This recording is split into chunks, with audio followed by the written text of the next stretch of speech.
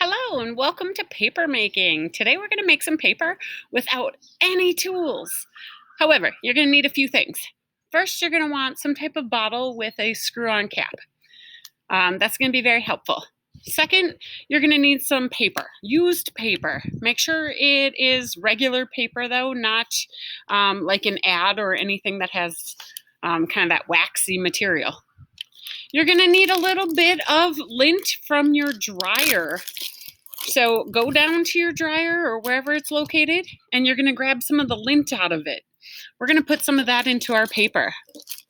So if you want colored paper, find some colored paper around your house and you're going to start tearing it up into little strips. So you're going to take that and rip them into these tiny little pieces.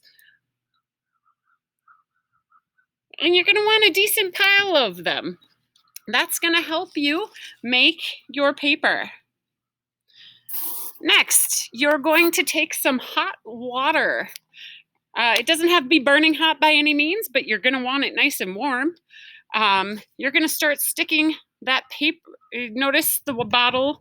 This is a regular size water bottle. It's about half filled with this warm water. So you're going to start putting all your paper, torn up paper, into that bottle. And you're going to want that decent pile of it in. Keep filling it till you get it how you want it. Trying this outside and all my stuff's blowing away. So let me get this in real quick so that it doesn't blow away on me and you can see how it's going.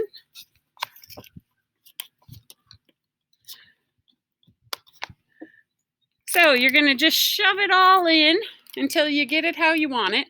You want to make sure you have enough paper because we're trying to make a pulp with it. If it doesn't have enough paper, it's going to get too thin and it's going to be hard to make that paper. So keep sticking my pieces in. The next piece that you're going to add into this bottle is about a pea size of your lint. So kind of maybe like a quarter size, and you're going to stick that inside. Now, don't be too worried if your lint is kind of full of maybe dog hair like mine was. It'll be okay. I still got all these scraps that blew away. We'll try to get a few more in so that we get a nice, good paper slurry here. All right, the next step you're going to do is you're going to put the cap back on and you're going to shake this. The more shaking you do, the more it's going to stir it up and start putting it all together. If you only do a little bit, notice that there's lots of still chunks of different color in there. I want to get it where most of those chunks are pretty much gone because that's going to help me. So you can see already a lot of those kind of disappeared from there. We're going to still shake it up a little bit more. And this is where having some type of container that you can close the cap and shake it.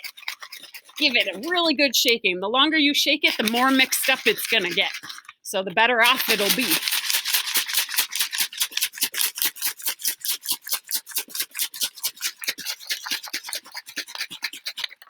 All right, as you can see right there, we have most of the colors all mixed together. So now it's our time to make our paper. What we're going to do here, let's see if I can get it angled down. We are outside. You're going to want to be outside to do this. You're going to take a paper towel and you're going to lay the paper towel down. You are going to be pouring this kind of slurry, this pulp, onto the paper towel. As you pour it on, you'll notice that it starts to kind of make a shape. I'm going to make mine a little bit rectangular looking, and it's okay to pile it up a bit. You want it kind of piled up because that's going to give it its paper shape. And you want it kind of thick on top of each other, so that way it um, sticks together well. So once you get all that poured out there, you're now going to take the rest of the paper towel, or a new sheet of paper towel if it helps. You're going to put it over the top and you're going to give it a light squeeze. This is going to help get some of the paper out of, or sorry, some of the water out of your paper. Give it a nice good squeeze. This is also going to help shape your paper. Now I'm going to start pulling up a side. You're not going to want to go too fast because the paper could come with it. And now you can see I have my paper shape already there. The next step you're going to do is you're going to take a piece of saran wrap, or I have parchment paper for baking. And you're going to take your paper towel, carefully, you are going to put this on top of your parchment paper.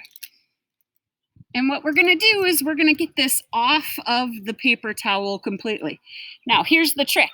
It's getting stuck a little bit. If I take my finger and I push down just a little bit as I pull the paper towel up, it'll come loose. The trick is to go nice and slow.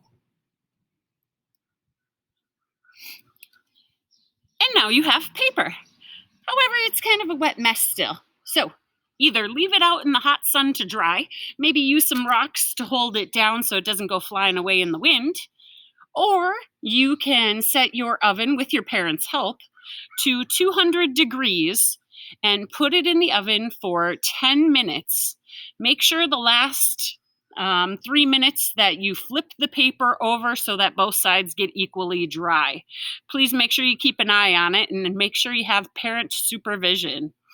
By the end, once it's all dried up, you will have paper that looks like this and allows you to write on it. So kind of cool. Play around with colors, play around with different shapes, and I'd love to see your final product. Good luck.